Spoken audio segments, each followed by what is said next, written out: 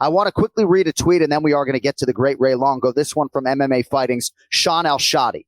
Bilal Muhammad just risked 5 years of momentum on short notice against a true killer in a spot where his title hopes would have been forever tanked with a loss. Whether you enjoyed it or not, that man is a proper number one contender and deserves his respect. And then this from Sean Sheehan. Ray Longo might be the most underrated coach in the history of MMA. The amount he has achieved is crazy. Huge respect.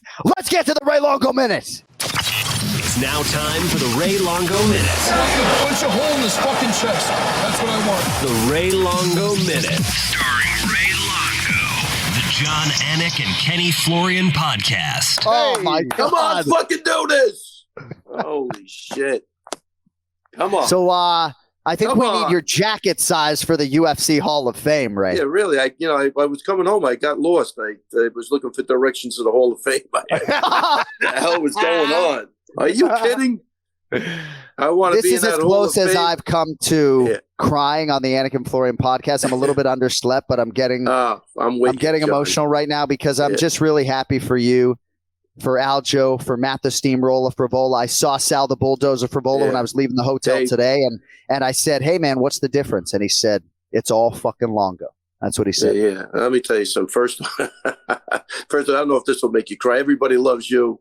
I love you. I love your brother. His energy is off the charts. Thank God I got to run into him. You guys are twins for a reason. You're cut from a great cloth, and I don't know. I'm in that mood today, man. I don't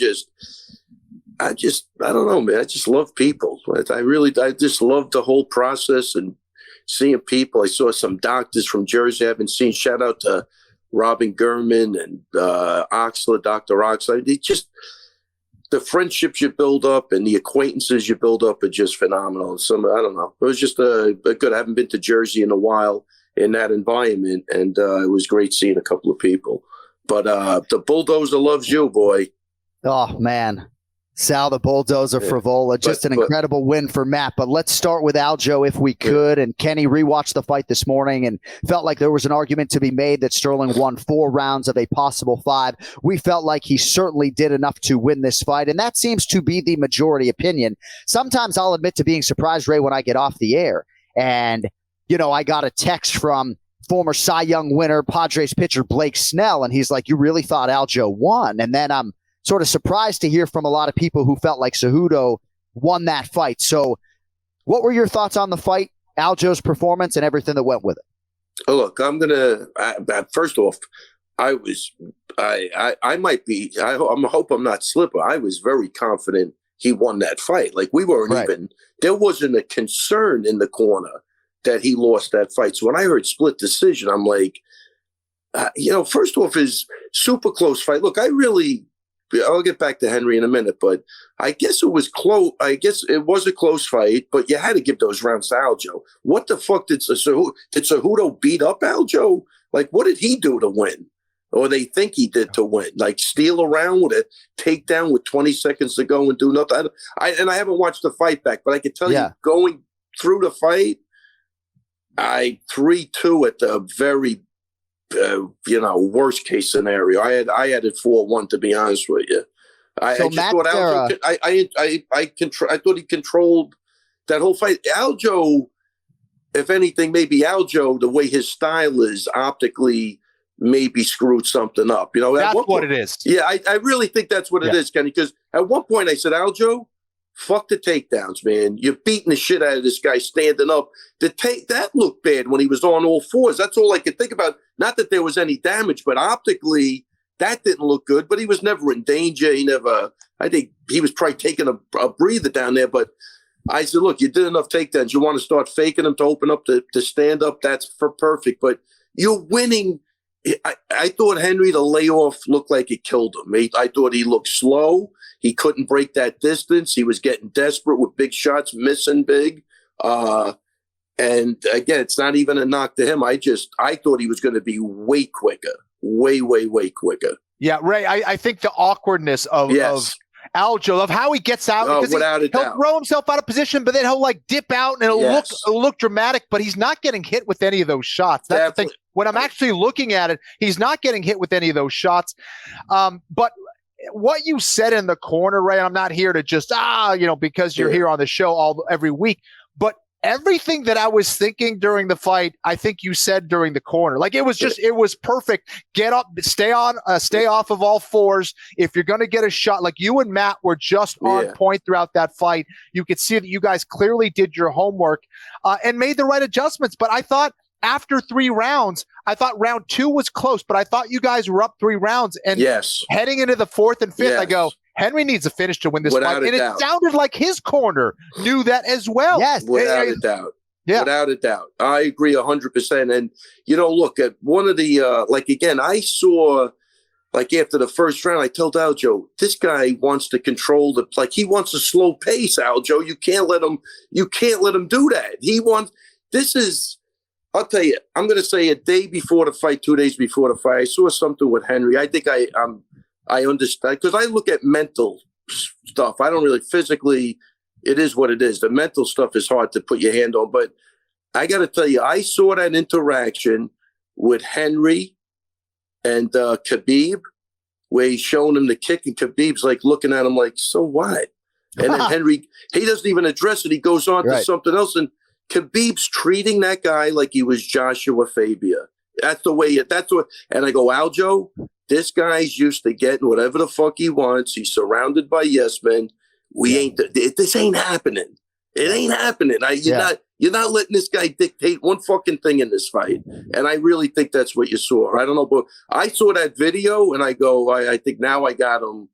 I zoned in on something and I go, I'm not letting it go because I thought Khabib was dead on. This guy, and I'm going to tell you something. I saw Henry. I like Henry. I like his cringy stuff. I think he's funny. I really do. I think he's great for the sport. I like the way he retired early. I think that takes balls. I love that. So, as I'm telling Henry, look, I really do like you. You're a big fan. Yeah. Even your cringy stuff. He says to me, he goes, even the Brokeback Longo stuff. Right. What? Did you hear that, Kenny, by the way? No. Kenny, do you know that reference? Real quick. Go ahead. Yeah. But listen, somebody tweets at me this thing, and I go, nah, I never heard that. I thought it was a joke. And then he's telling me that, and I'm like, what the fuck does that even mean? Like, I can't let shit like that bother me, man. I don't know. This is so. At the press conference on Thursday, Henry tried to bring Merab Dvalishvili into the conversation, and Dana White has been reluctant to allow fighters who aren't competing or. Right. Remember when Kevin Holland and Jorge Masvidal tried to get into it at the UFC 287 press conference, and Dana shut that down with immediacy, and he did the same here. But Henry's trying to talk to Merab, and he says, get your buddy from Brokeback Longo. I thought it was I think was very funny. You can't think I would be mad about that. This stuff is a. But anyway, Kenny, thank you very much for the compliment. And I agree with, obviously, I thought I was dead on with some of that stuff. But a couple of things, like Henry said he was going to get him out in 3, not even close. Then they said if he stands up, Aljo stands up with him, he's getting knocked out, not even close. So I think what I was looking at is a guy not getting what he wanted. Yeah. And I'm going to tell you something. If he's not an Olympic gold medalist, he would have broke. I think Henry is a fucking competitor. He hung in there, looked like he was sucking for air a little bit. He wasn't going to go anywhere. He's a tough motherfucker. But when he didn't get what he wanted, things started to go. And I think even in the post-fight interview, he wasn't like, I won that fight. He said, well, my corners told me I won. That never happened. Sterling got all the credit from Cejudo after the fact, which I really appreciated. The other thing I just wanted... Yeah, vice versa, John. Yeah, yes. But Cejudo's not a submission threat at all. He has 0 submission wins as an MMA pro. So it's control, but he's no threat. Even when he got on Aljo's back, he's no threat. Minimal control too. And I have to go back and look at it because I'm in the heat of the battle with those guys. But yeah, I could tell you as a coach, unless I'm really slipping. Like, I didn't think that was a split decision. I really was getting angry in there when I heard it because I was like, oh, they're not going to fuck this Well, kid, I'm going to make you even angrier now. So Matt Serra said to Aljo after the first 3 rounds, we just need one more. And I agreed that you guys were up 2-1. Yeah. And then on the strength of those final 90 seconds or so in round 4, I thought Aljo was up 3-1 going into the 5th. But I believe the clearest round of the fight was round 5 for Cejudo. Is that fair or no? Like, again, John, I'm going to say off the top it's fair, but I'd have to go back and look at it. I never felt like Henry got any momentum, like Aljo was in trouble, like the tide was shifting. I think it's Aljo maybe not doing as much as he did, making it, like, again, I think Aljo made it look maybe worse than it was. I agree. Some individuals. Yeah, I think, I'm telling you, I think the optics, and I think Kenny, hit on it too. He's not your conventional stand-up fighter. He's just not. So if you're not used to looking at that, you can't see that he's not getting hit, although he's moving kind of oddly. It might not be good. I don't know, but he's not even remotely touched, I don't believe. His foot hurts from kicking him. I think the body kicks were killing him. Yeah. The idea was to really just occupy that center lane, not let him walk in. I thought a couple of times Aljo let him get way too close, but then he wanted to go to the elbows. It almost looked like Aljo was playing at a certain point, trying different things in there. He wasn't never threatened at all.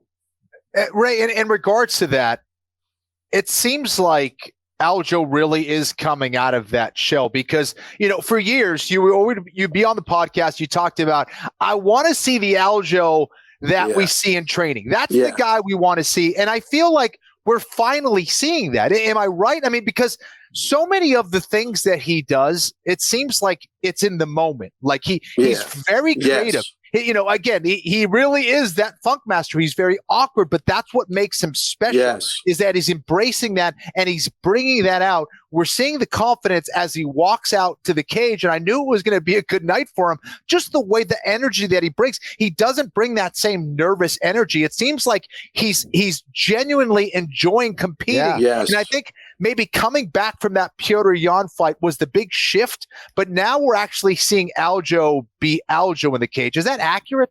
I think that's super accurate. And again, a lot of times why I don't worry about Aljo is because I never see him get beat up in sparring. It just doesn't happen. Right. And, he just, I know that you can't get guys to emulate him either. It's a rare find. The guy's that different that how are you going to prepare for him? So I think Henry said it, he looked at it.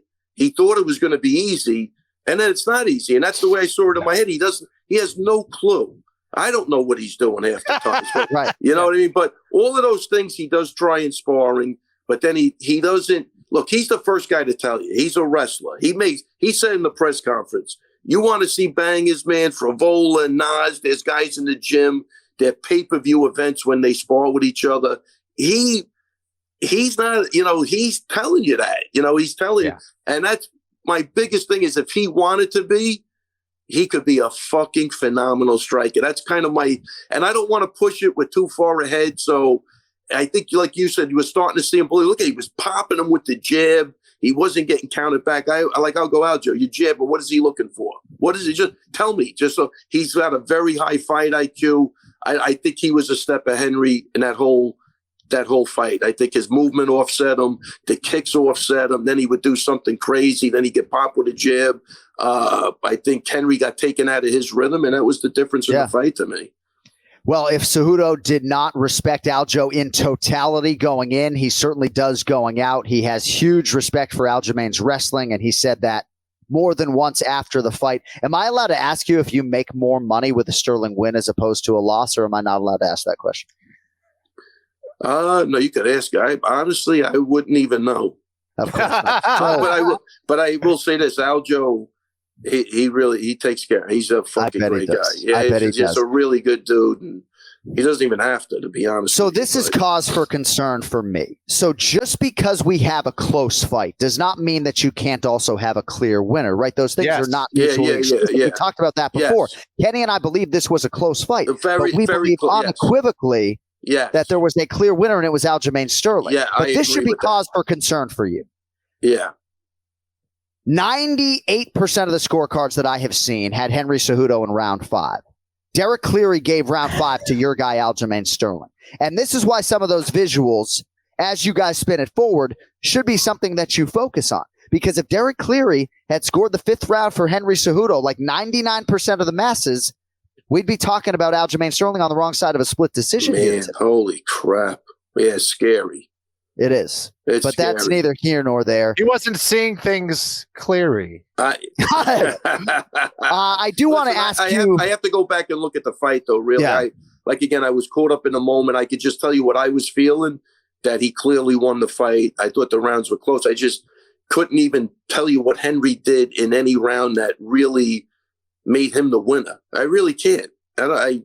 He never connected really with good shots. If they were far and few in between. Look, the significant strikes were, I think, 50 ahead for Aljo. I mean, 40 or 50 ahead. Like, I don't know. What else do you want? Takedowns with the Aljo. Well, Cody's saying the theory on Twitter is that Cleary scored the 5th round for Aljamain Sterling to ensure that the proper winner won the fight based on his previous 4 rounds. I mean, that's not at all what you're supposed to be doing. But I have said repeatedly, I like sort of scoring a fight on totality. And either way, I think the rightful winner won. Yeah. Let us get to the night's biggest winner, Merab Dvalishvili, though, right? I tell you, John, I didn't even know what he did until after we were out of the cage. I swear to God, anybody else does that, it's not even funny. That guy does it, it's fucking hysterical. He's a trip, man. He is he's amazing. He's a smooth criminal. Yeah. Oh, yeah. How funny was that? Then he was like a little kid. He was running away with the coat. Yeah. And I will say, too, and Merab Dvalishvili, friend of the show, maybe my favorite fighter on the roster now after he grabbed that jacket. But, security's trying to get him off the top of the octagon. And as affable a guy as he is, he's not fucking getting down for security, right? Dana White came over, he got down, gave the jacket back, but Merab he's got a little mean dude in there that he's not afraid to unleash. Like, he's a competitive motherfucker. And the bond between those two, man, is just unbelievable. Crazy. So I do want to ask you about something that maybe is a little bit of a touchy subject, but Aljamain Sterling seemed to have the crowd all week. I thought he masterfully handled everything. Yes. But then all of a sudden the fight starts and they're chanting for Henry. The decision gets announced. The crowd in the tri-state area boos the decision. And then when Cejudo gets a mic, they all start cheering. To what extent were you surprised that seemingly Cejudo had the crowd not far from Aljo's Long Island home? I'm very surprised. Yeah. But then again, Matt told me when he was the champ, he showed up in Jersey and they booed him. Yeah. So maybe Jersey's a little weird. I don't know. But I thought that was, I don't know. That's unacceptable. Unacceptable. I would quickly like to get a few thoughts from you on Bilal Muhammad versus Gilbert Burns before we get to Matt the Steamroller Frevola and your Hall of Fame candidacy. Any thoughts on the co-main event? Were you able to even watch it backstage? Yeah, definitely watched it. And, Bilal did a great job, controlled that whole fight. I thought he did a great job. I saw him, and I said, look, man, just for transparency, I bet against you. He's like, come on, man. I go, well, it might have been to annoy Anik. I'm not really sure. I wasn't really thinking about the fight. But I don't even, that's why I don't like doing that, because I do like everybody. And I respect every fight that gets in there. But he just did it. I told, like I told it, great job.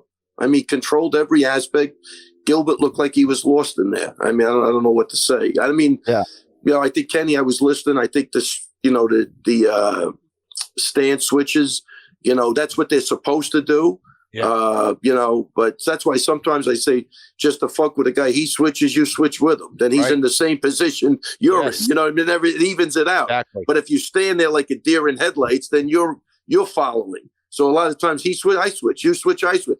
Let's go. Let's play that game a little bit, because I could tell you from training a lot of people, there's always something that's off when they switch, and mostly defensively. They have their things they like to do offensively, but defensively is where the problem comes in. And he did a great job with that. He really did. If it was to confuse Gilbert, he accomplished it, man, because Gilbert looked like he was just not present. Yeah. So, you always got to look to the other guy. You could say Gilbert had an off night, but he's had an off night because of the way Bilal fought. Yeah, without a doubt. That's the way it goes. So I'm happy for him. He earned it.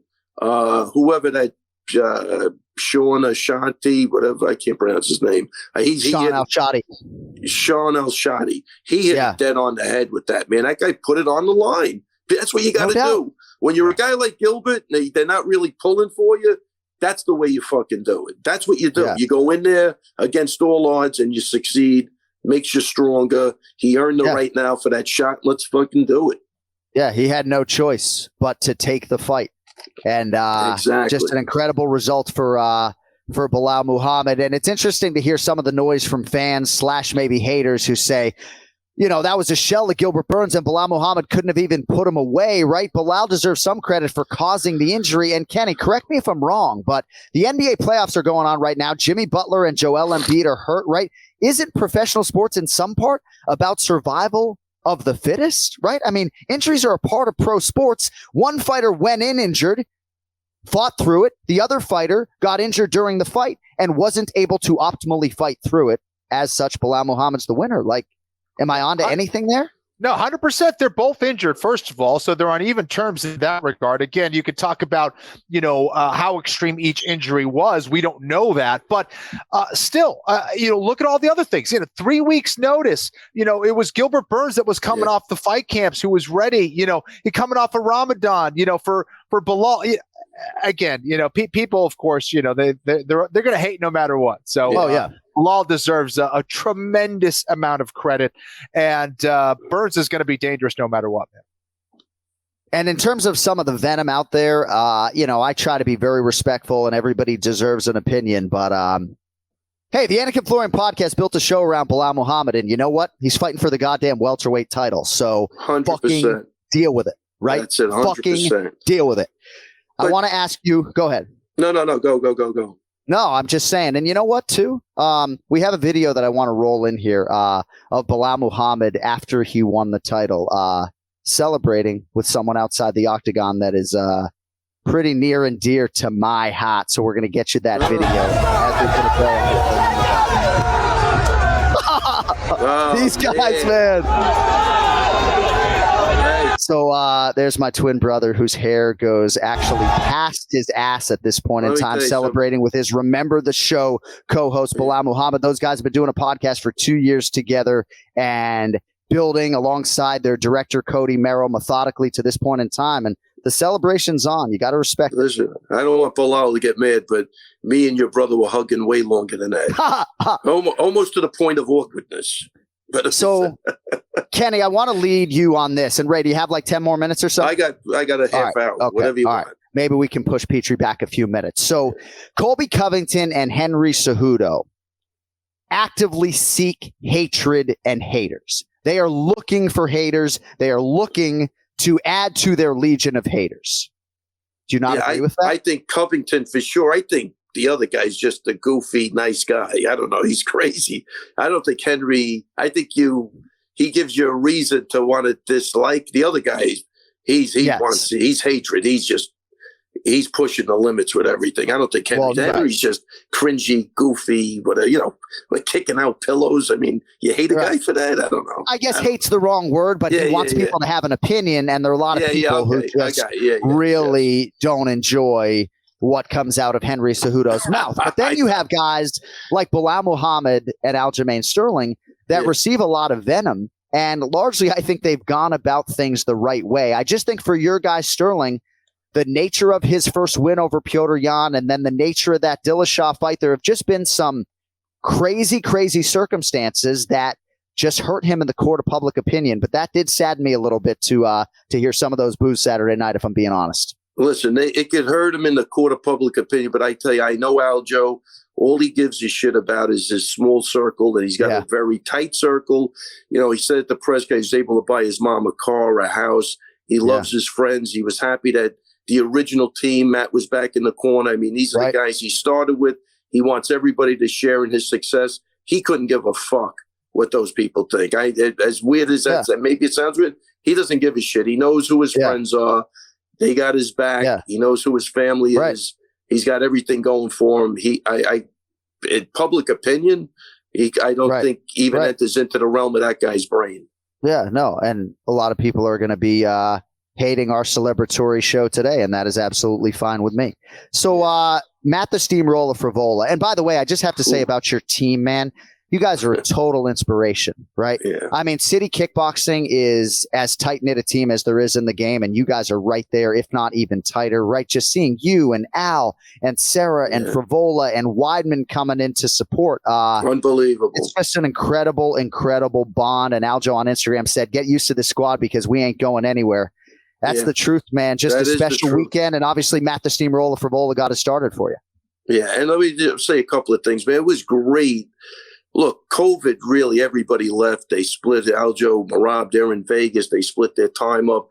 Weidman's in Carolina to get everybody together.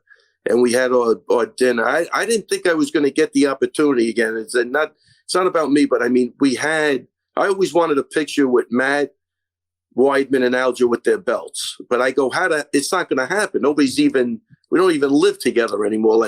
So we were out to dinner and we took the picture. I go, man, this is what I want. I want a picture. Great camaraderie. It was great having Weidman there. Just, I don't know. I haven't even seen him in a while, hung out with him, but it actually makes it special. I think Aljo spoke well at the table and, where he's at in his life and what everybody means to him. It was just, it was touching. I'll give you one funny story though. Please. So I order a steak and, I order a cowboy steak, I think. And, sometimes you get it's fatty, so you really can't swallow. So I chew it and I'll throw it in my plate. So I must have had 8 of those pieces. And Weidman sitting next to me goes, hey, can I have a piece of your steak? I go, yeah, sure, take a piece. He's eating the pieces that I was chewing on. No! So now, I've never seen Merab laugh so hard in his fucking life. He couldn't stop laughing. And he's like, Ray, no, I would have told him, Ray. Go, told him? That's the whole fucking joke. What do you mean you're going to tell him? I'm telling you the funniest thing I ever saw. But anyway. That is revolting. So listen, I tell the story of Weidman. I tell you, when I didn't want him to spar because he didn't have a mouthpiece, there's a mouthpiece laying on the floor. There wasn't even a mat. It was on the concrete floor between the mat and the octagon with fuzz and... No. Dude, he stuck that motherfucker right in his mouth. Oh, my God. He wasn't in the gym 2 months. I swear to God, Kenny, I got myself a fucking winner, man. This savage. Dude, he wanted to spar so bad. I go, look, I didn't want to spar anyway. And I go, look, besides you don't have a mouthpiece. He bent over. He picked that dirty, fucking filthy... I go, this guy is out of his mind. Dude. Did he even put water on it? I mean, I'm hoping okay, it's irrelevant either way. Yeah, I think it's irrelevant. In my head, he just stuffed it in his mouth. And I'll never forget this guy, Sergio. He wrestled with Jay Haran. Of all time. He wrestled with, and after he was done, he threw it on the floor. So this guy, Sergio, comes in I saw he wrestled in the States with Jay Haran, very close with Jay. He goes, I lost my yeah. I go, you don't want that. I go, it's on the floor over there, but Sergio, you're a nice guy. You really don't want that mouthpiece. Throw right in the fucking garbage. So I got to ask, was Chris Weidman made aware at any point that he was chewing the previously chewed steak fat that was in your mouth? After he got down 2, I told him. I go, what are you doing? Those are the pieces I chewed on already. And what was his reaction? No, I say he was acting like he was grossed out. My gut feels he didn't give a shit. He didn't care. My gut that guy don't care. He don't. Right. I can tell you, I got stories upon. He don't give a shit. Right. He's like, my head coach Ray Longo's got the cleanest mouth and teeth in the business. We're good. We're good. But go get the Frevola because there's a lot here. Yeah, and I was just going to say I got a chance to spend about 10 minutes after the fight with CJ, his son. Chris. Again, great seeing CJ. And I believe his father, is it Charlie Weidman, his dad? Yep, 100%. So got to spend a few minutes with them. Chris was actually a little upset with me because I was banging on New York sports on the UFC 288 weigh-in show, but I think we were able to nip that in the bud, and I'm going to see him this weekend in Charlotte, North Carolina. But Matt the Steamroller Frevola is a totally different animal than he was 3 fights ago. He's in the top 15 at 155 pounds, and I know Sal and the entire Frevola family believe that you deserve a lion's share of the credit in our fighter meeting. All Frevola was talking about was your Tuesday boxing class, and that you guys have spent the better part of 2 years building awareness. He said awareness like 7 times in our fighter meeting. Yeah. He said it's 7 because I said it about 7,000. Right. Yeah, that's why. Listen, I'm going to say this, kind of joking, but you never hear me take credit for any fighter. With him, I want all the fucking credit. This guy, after he lost to McKinney, I had to get in his head and figure out what was going on. It almost short-circuited me. I mean, he's still going to this day. I'm just, it's like a war of attrition. I'm just going to beat the shit into his head, and he's going to like kind of resist a little bit, but then do it. But I absolutely love the guy. He's really fucking funny. Obviously, he's got a great family. And let me say a couple of things about that too. Please. We lined up really great sparring. He had Nazim Sadikov, who's a fucking killer at 155, southpaw. Bazooka, who's orthodox, sparred him southpaw, Kenny, and looked better as a southpaw than I bet. I go Bazooka. Now here's a guy that could definitely switch leads and do it. He was outstanding as a southpaw. I can't say enough. I was watching the boxing and the sparring go, because a lot of guys go, they want to help you and they want to start off southpaw, then they start getting hit and they switch back. They don't want to take. Right. Bazooka he was on the money. He was giving, Frevola fits, and, Frevola finally made the adjustments, but he saw so many left hands coming at him. I think we had that, down really, really well. And one other guy too is like, I can't really hold the way I used to. So I want to give a shout out to Eric Hire. He's been helping me with the holding, and he really deserves a lot of shine. He did a great job holding for Frevola. He had the head movement perfect. He mimicked the style perfect. So between all the sparring and the mitt work and then the stuff I would do with him, I keep it basic with him because it's like what you guys, sometimes on the broadcast when a guy doesn't have the basics, and like what happened to Ferguson and he has to rely on that and they're not there. I think it's a bad look. I think it's a very bad look. So we concentrated. We changed up a lot of things, more really mentally, because after the McKinney fight, I go, man, this guy's just too good. I see him in the gym, and I can't get to everybody, but I did make it my job to stay on top of him, and made a commitment to him that I wouldn't do this if I didn't think you could do it. Like you just got to trust me on this. And I will say this: he did listen. And I'll tell you, baby, 3 fucking first-round knockouts. This one is a surprise to me. It really is, because Doba's a tough motherfucker. And I'm a huge Doba fan. I like that kid. What a nice kid. I like Elliot Marshall. I don't know. There's just a great bunch of guys. And I kind of almost felt bad. I don't know why, but, it's the fighting thing is just crazy. But what a nice guy. But Frevola knocked the cover off the ball. I mean, he knocked the cover off the ball. Yeah, without a doubt. He could not have handled this week any better. Everybody knows, at least on this show, that he's a diehard New York Mets fan. He got the chance to throw out the ceremonial first pitch to his dad, Sal, his twin brother, James, as the umpire. I mean, 2 major life dreams realized for Matt Frevola in the span of a week. I know he called out Patty Pimblett, Ken Flo. I don't think Patty's going to fight again this year. That ankle injury is pretty severe. I think they may do Matt Frevola against Rafael Fiziev. I know Fiziev's coming off a loss, but I think that might be your next fight, Ray. Ooh, I take the Pimblett fight over there. Well, I mean, what are we trying to do here, though? Right? Like, what are we trying to do? Are we trying to win a world title or entertain the masses? Without a doubt. Look, that's kind of what they said to him in the. I thought he gave a good answer, though. I did. Think I do too. No, I don't mind the call out. Because I go like this. It's like, we should be looking forward. You're way past Patty Pimblett at this point. But his response was, look, Doba didn't have to give me the shot either. You know what I mean? He was ranked way ahead of me, and he did give me the shot. So what's the difference? I'm that guy. I'll give a guy behind me the shot. It doesn't matter. So I thought he recovered from that. But originally I was like, dude, we're going forward. We're not going backwards at this point. I think the Patty Pimblett fight is a no-brainer, is a gimme at this point. But he's so stuck on Patty Pimblett from a year ago too. He's like, can't get it out of his head. It's funny. But now that you got the number next to your name, the possibilities are endless, right? Yes. I mean, maybe you want to avoid a guy like Mateusz Gamrot, for example, but Beneil Dariush and Charles Oliveira are going to fight in 5 weeks, and one of those guys is going to lose. I mean, it's not out of the realm of possibility that you guys are going to major fight, if not a main event next. So better get ready, Raymond. John, let me tell you something. Have you seen the top 10 in that division? Oh, it's crazy. Dude, it is Kenny.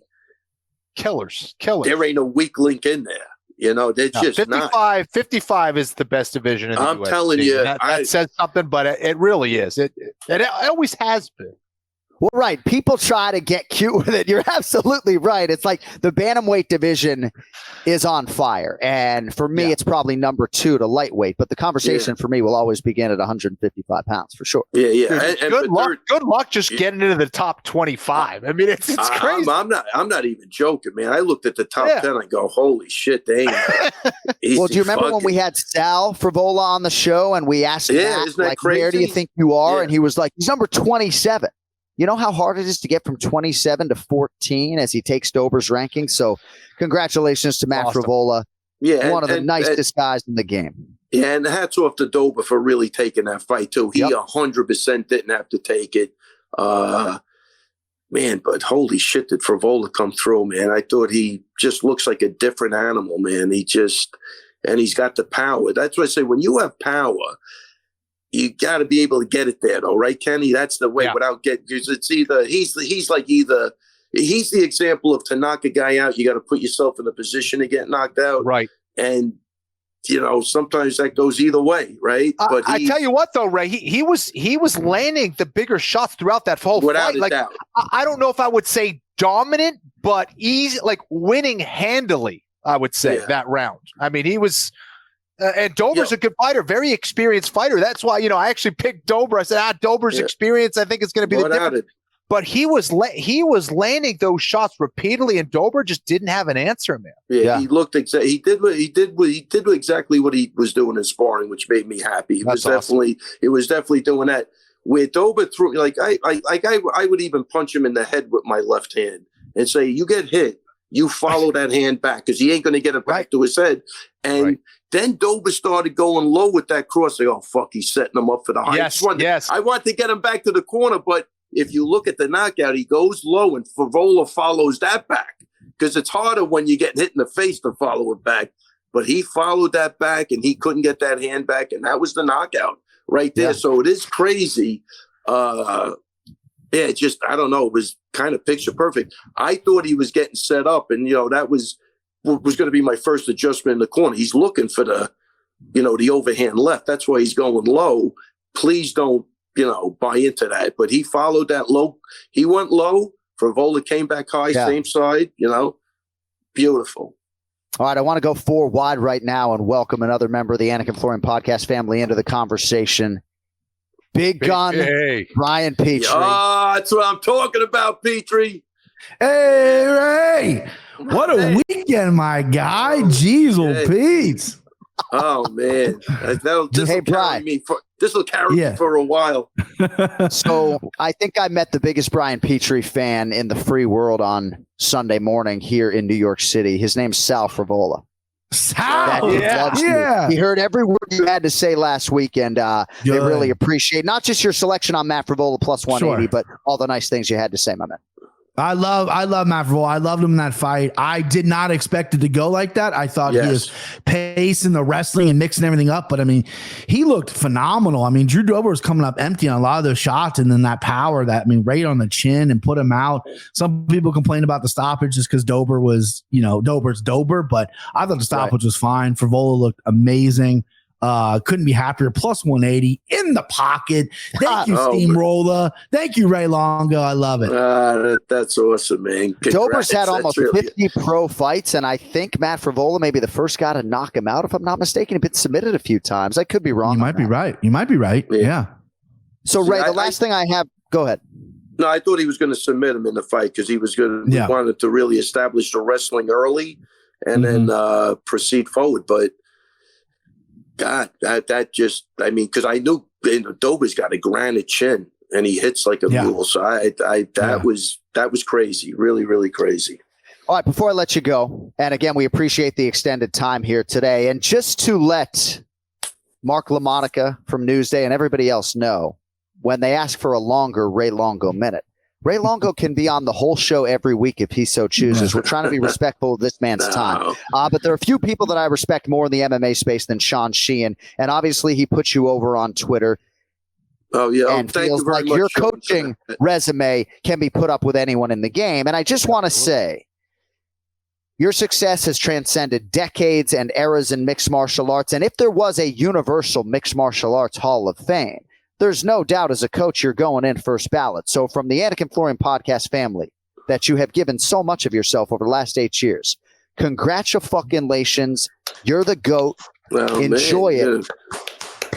You're going to make me And cry. if there's anything else we can do for you, no, checks in the mail, Randy. Let's do it. But thank you, man. Look, it means a lot. It really does mean a lot. And people say I'm what is underrated. I don't feel. Look, I get a lot of attention and shine. I really don't. I don't feel like that. You know what I mean? I really don't. I'm super proud and grateful for the accomplishments that I've had with my guys. But look, it's all them too. Like I don't want to.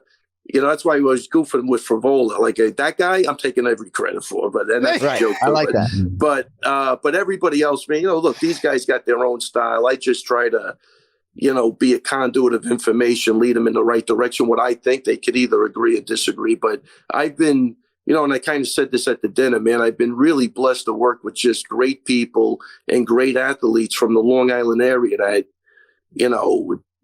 really made me look better. But look, I was always passionate about martial arts, and I said this to somebody. I mean, it's been really good to me. I've had a great life in martial arts. I think we said this on the last podcast. I don't know, but yeah. And I just want to see these guys have a great life in the martial arts. It's when you really have a passion, you enjoy what you're doing, and Kenny, you can attest to this.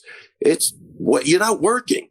Yeah. You're really not working. You're really having fun. Now, these times are getting stressful because I want to see these guys win. And, it is getting a little, crazy, but I don't really even feel like I'm under whatever the word is. I feel like I'm right where I want to be. And thank you very much for the nice words. And Sean Sheehan, thank you very, very much. I appreciate that. But that's what I say. I appreciate all the comments. I really do. I mean, I'm grateful. Sorry, I lied. For everything. I lied. I have 2 more questions. Oh, go. Keep going, man. First question is cold brew at 6 p.m.? What are we doing here? Yeah, trying to stay up all night?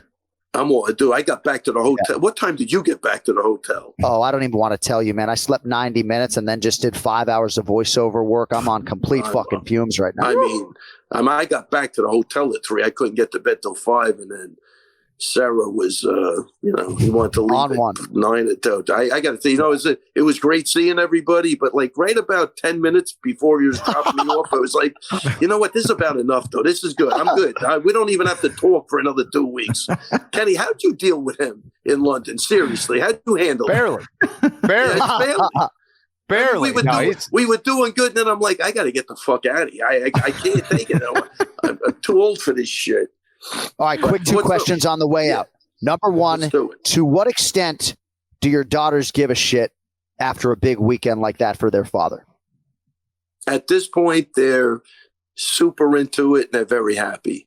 That's cool. They get texts from their friends, what's going on, and they that's love great. it. That's cool. They're super happy. I mean, for a long time, I don't even know if they knew what I did, to be honest with you. But now, and it's only because of their friends. Like, wait, that's your dad? Are you fucking kidding me? Like, like, what are you talking about? They have no clue. They're great kids. They got great jobs. They're just super easy and good stuff. Yeah. As they get older, they appreciate it more. So maybe Kenny and I and Brian Petrie have something to look forward to. Can you imagine bringing a boyfriend home? And this is my dad, Ray Longo. All right. And my final question is, yes. It appears as though they would like Aljamain Sterling to defend this title against Sean O'Malley August 19th at UFC 292 in Boston. Now, Aljo has expressed interest in maybe September in Las Vegas. Kenny feels like you can still take 3 weeks to enjoy some rest and relaxation and then get back into training camp. But August 19th is only about 13 weeks away. Do you believe that is too soon, or do you think that could actually happen? Man, I'd have to talk to him. I don't think he's injured.